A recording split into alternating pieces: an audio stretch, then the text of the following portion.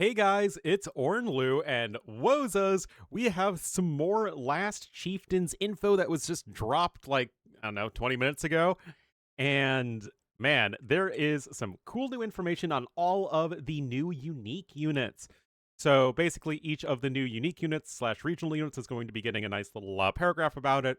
Got some new images to show off. So looking forward to sharing all this with you guys. And of course, I can't wait to get my hands on the new expansion, which again comes out February 17th, I want to say. So yeah, lots of cool stuff there. Let's just get right into this. So, The Last Chieftains introduces three new civilizations, the Mapuche, Muisca, and Tupi, masters of adaptation to the terrain and continuously changing circumstances. The new civilizations will offer Age of Empires 2 DE players the game's core unit roster, along with several unique and region specific options representing emblematic features of each civilization. From ranged cavalrymen whose projectiles slow down enemy units to ranged archers that train in pairs, veterans and newcomers alike will find these new units interesting and approachable, with plenty of flavor for historical enthusiasts. And yes, February 17th, right there. Also, I got my cursor back. I actually paid attention this time and made sure that I had the cursor enabled.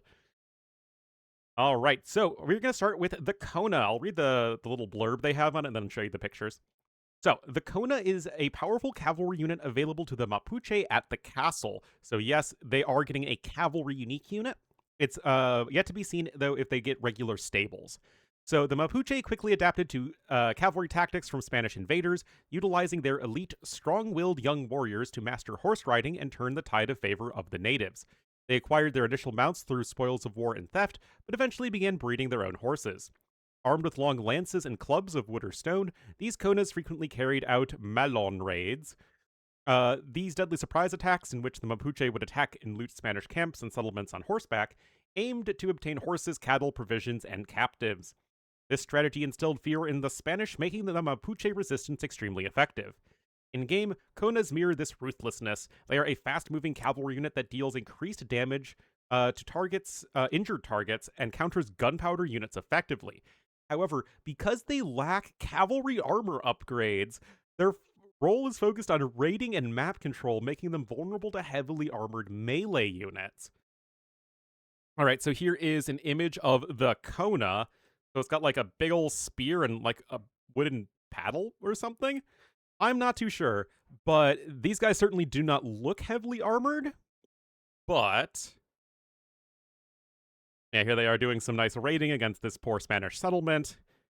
I mean, this is interesting, guys. I mean, they look cool, yeah, for sure. But my guess is that the Mapuche don't have a stable, they don't have cavalry armor upgrades, but they do have a cavalry unique unit, and they'll also have the Bolas Rider, which I'll get to in a second. Now, this is going to make the actual balancing act really interesting because it means that the Mapuche need bonuses for things that are not cavalry, right? We can think of like, okay, the Mapuche using horses against the Spanish, so like that's what most people know them for. But they're going to need to do some non-horsey things as well, and I'll be interested to see exactly what that is. But this unit certainly seems interesting. Like it deals more damage over time as it increasingly injures enemy units, and we'll have to see how the gunpowder factors into it as well. The Bolas Rider is a swift Mapuche warrior that hurls a bolas from horseback, available at the archery range starting in the Castle Age, so these guys will almost certainly replace cav archers, which, I mean, the Native American civs don't get anyway. The bolas, typically used for hunting, is a simple throwing weapon consisting of 3 weights connected to a rope. Thrown with force, this weapon can entangle a target's legs, making them immobile and easy prey. The Mapuche quickly combined this established hunting tool with their new equestrian skills. With little armor and fast movement, they gained great advantage in ambushing enemies and striking quickly. Because the weapon was cheap to craft and easy to carry, many Mapuche used it effectively, earning the fear of whoever they encountered. In-game, the Bolas Rider is a mobile raiding unit. Its short-range bolas attack deal extra damage to mounted units, so this is like the AoE3 Dragoon, like an anti-cavalry ranged cavalry, which is kind of interesting. Furthermore, they can hurl a stronger bolas shot that temporarily slows their target, cementing their role for hit and run tactics. So, a lot of people are really worried about these guys, and I am one of them, because snare effects are generally not very fun to play against. It seems like the actual snaring effect is on a cooldown. So it's not like you can just perma-slow your opponents and then just, micro around all day. So you can only do that, it seems like, once every so often, which, I mean, I'm still really concerned about it, but it at least sounds like that would be less oppressive than I think a lot of people are worried about. Like I said, including me. Anyway, visually they look very similar to the Konas, which I'm a little concerned about. I mean, their weapons are different, obviously, but we'll have to see how easy they are to visually identify. But yeah, obviously you have these. Again, they remind me of the AoE3 Dragoons, and we don't actually have a unit like that in AoE2. So that'll be really interesting to see how it plays out. So those are the Mapuche unique units, one from the castle, one from the stable, or archery range, rather. I still want to know what else they do other than cavalry, because you can't just have an entire silver ball around these two unique units. So really going to be interested to get my hands on their bonuses and, of course, test out these units. I will be doing tons of these videos for you guys. I'm sure you get the idea. Next is the Muisca. The Gecha warrior is a short-range skirmisher available at the castle for the Muisca. Known for their toughness and combat skills, Gecha warriors held a powerful elite status within Muisca society. They enjoyed great esteem, wearing their hair very short and earning the right to wear jewelry made of gold, emeralds, and feathers. Because they were the civilization's premier warriors among a populace of farmers and traders, these men were equipped with thick cotton armor, long shields, and various weapons like javelins, spears, or maces. These warriors relied on their powerful knowledge of herbalism and strong religious practices when facing enemies, whether invaders or local rivals. Furthermore, the Muisca honored their dead, leading the Gecha warriors to frequently carry mummified ancestors into battle for inspiration or to intimidate foes. In game, the Gecha warrior functions as a mobile skirmisher, so fast-moving foot unit, with high pierce armor. So it sounds like a skirmisher, right? But they move fast and have a short range. These short-range javelins deal high damage overall and are particularly strong against ranged soldiers. Interesting. Reflecting their beliefs, Gecha warriors regenerate health whenever a nearby Gecha warrior falls in battle. They stand as some of Muisca's most durable and strongest units, though they come at a premium cost. So it does sound pretty unique, right? And here are the pictures of them. So they got like their shields there, their cotton armor, throwing their javelins at the target dummies. Here we can see some of. Oh, is it? This is new. This like elevation thing? I've never seen elevation change like that in AoE. Yeah, this is pretty cool. Anyway, so it seems like, you got a bunch of these guys here on the high ground. I'll be really interested to see how they actually work. We see them carry. Oh yeah, there's their little backpack with the mummified people on them. That's pretty neat. So yeah, powerful skirmisher. It'll be interesting to see how high HP they are. Also, I don't know if that says that they're actually. It's mobile skirmisher, so it seems like they are an archery unit.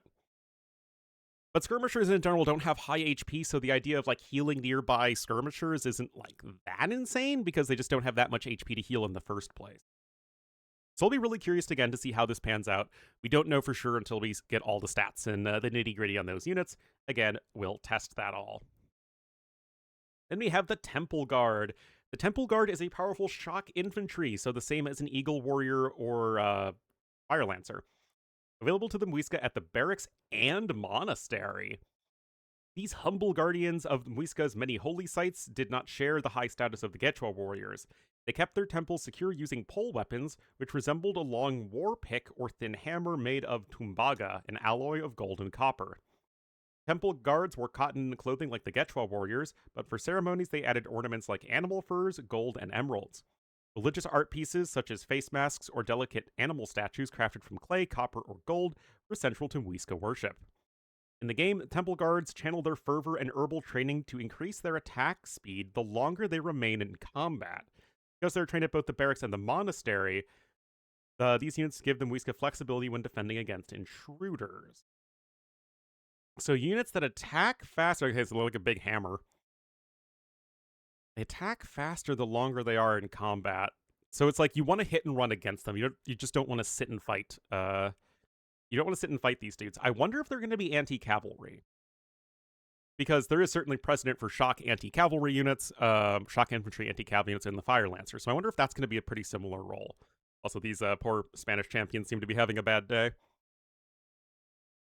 Yeah, we'll have to see. And they certainly look cool. I'll be curious to see like what their stats actually look like though. Like how fast are we talking about how quickly they attack and how quickly does it ramp up to that maximum attack speed? Anyway, the Tupi, the Blackwood Archer. The Blackwood Archer is a unique unit for the Tupi, trained in pairs and costing only half a population space. They are available at the castle.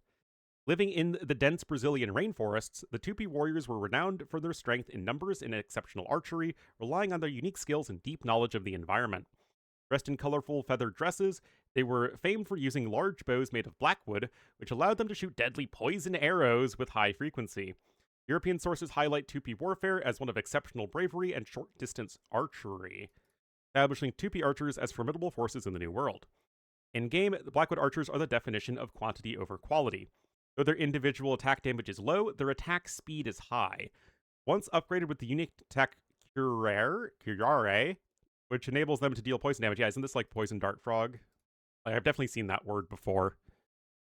Poison damage. Their massive numbers will be devastating, allowing the Tupi to overwhelm foes with a dense hail of arrows. So we are getting poison damage, which, I mean, is pretty darn iconic for the Tupi, and is like the only thing I know about them.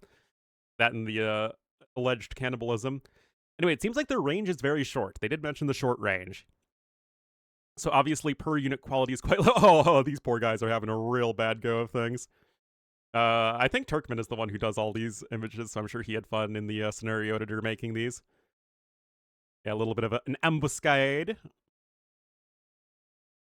But yeah, that's going to be a pretty cool unit. Oh, it's a French transport.